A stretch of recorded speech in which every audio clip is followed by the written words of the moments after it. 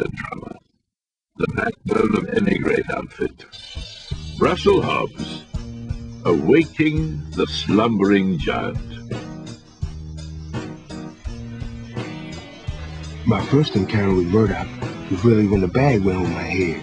He asked me for some obscure 50s record, and I turned around and looked for it. I was working behind the counter at Big Rig Black's record shack in London Soho area. I had my back turned to him for just a moment. That's when he slipped the sack over my head and bundled me out of the shop. It wasn't until it came off I found myself at Tom Studios, and Murder Nichols was my ceiling. The music he played me was good enough to keep me there. Enter Russel Hobbs, the hip-hop hardman from the US of A. If 2D was the looks, Murdoch the brains, then Russel truly was the heart. While Murdoch and 2D were into music, this dude Russel was a musician whose knowledge of sound spanned the globe. Trouble, however, had always followed Russel Hobbs around.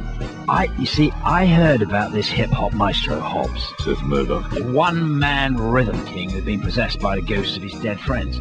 I mean, come on, how much press is that going to get you? Yeah? I mean, it's got everything, isn't it? Hip-hop, the undead, rapping spirits, deportation, and a devastating drummer all rolled into one big royalty check. No, baby, the second I heard about Russel Hobbs, I knew he was going to be in my band, whether he liked it or not. Russel, born in Brooklyn, New York City, June the 3rd, 1975, had been sent to England for his own safety after all of Russell's friends were suddenly gunned down one night in a drive-by shooting. He recounts the tale in his deep, slow, East Coast drawl. It's all so vivid. The sound of the car coming around the back of us. Me and my friends parked outside a 7-Eleven store. It was raining real hard. We mind our own business, you know. The Humvee, big black Humvee, kind of crawled around the back of the vehicle, and we just knew this was trouble. Todd, what happened next? Starts 2D. Murdoch looks at 2D and rolls his eyes. 2D's heard this story 50, 60 times, and Murdoch knows it. He throws a hefty phone book at 2D, hitting him squarely on the back of the head. Oi! Rain Man, why don't you go and memorize this? Getting Russell to go through this again was like sitting in on some tedious old fart's therapy session. Gangbangers, Russell continued. The truck was full of them, all wearing red hoodie tops, apart from one. His hoodie was black, the face completely in shadow. Then we noticed the barrel tips, just poking through the window. They opened fire and the night sky was ablaze. The gunfire from the Uzi just lit up the place. My friend Dale died instantly. The others, well, died apart from me.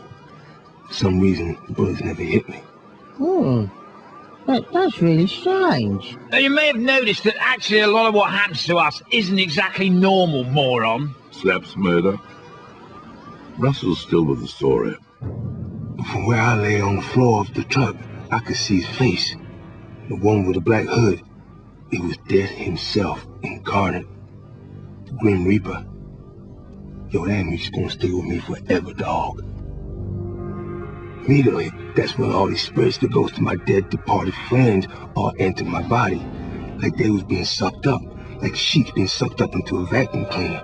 Bam, bam, whoosh, bam. Straight into me. The process of possession turned Russell's eyes a permanent frosted milky white. It also gave Russell his exceptional music skills, the friends in question being the ones he'd made after his first brush with the demonic underworld, all musical supremos to a man. Yeah, he was my true soulmate, my friend, my brother. When he was killed, his spirit took residence inside me. He became the ghost rapper who appeared on the Clint Eastwood record.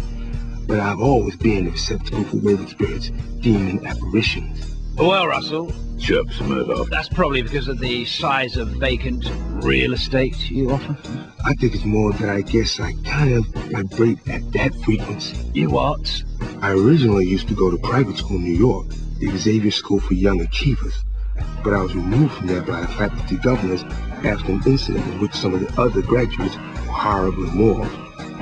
Unknown to me at the time, I was really possessed by a demon, and a big one too. One night in the campus dormitory, apparently I swelled up to twice my size and went on a rampage, picked up some of the kids and threw them around like dolls.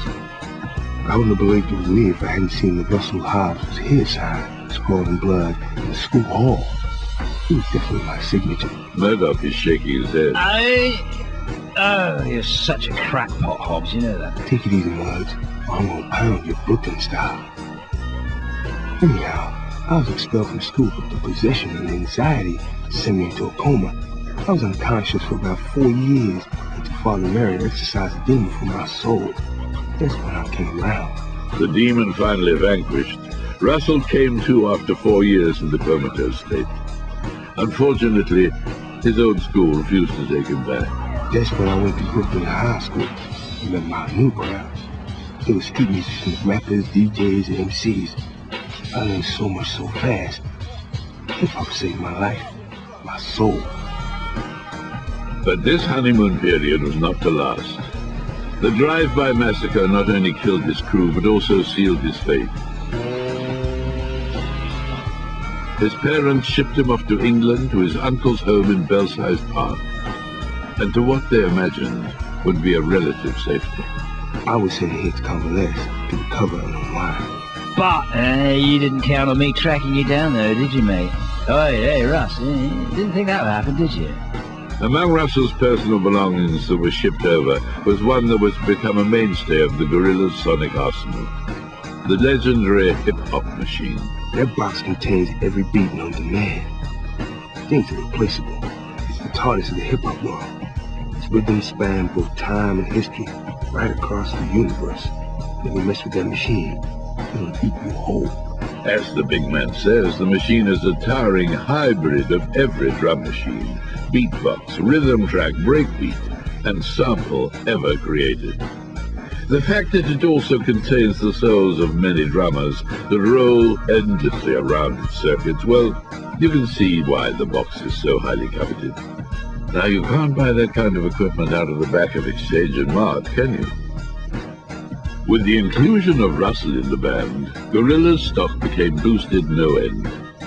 He brought with him a love of hip-hop, funk, dub, world music, krautrock, and more. From big band, bluegrass, and booty bass, to jazz, ska, white noise, and reggae, his knowledge was infinite. More than this, his education and schooling in New York brought an understanding of the arts and literature, a tuition that spanned Busted to Basquiat to Bukowski. It's an overused term, but it would be possible to describe Russell as a true Renaissance man. Though I'm not sure exactly what that really means. It pertains to the Renaissance period, when a gentleman was expected to have a whole breadth of knowledge and talents in a wide range of fields. Unlike polygons, who are people who excel in many fields, I'm a cross between the two. I'm a jack of all trades, but a master of drums. What more could you ask for?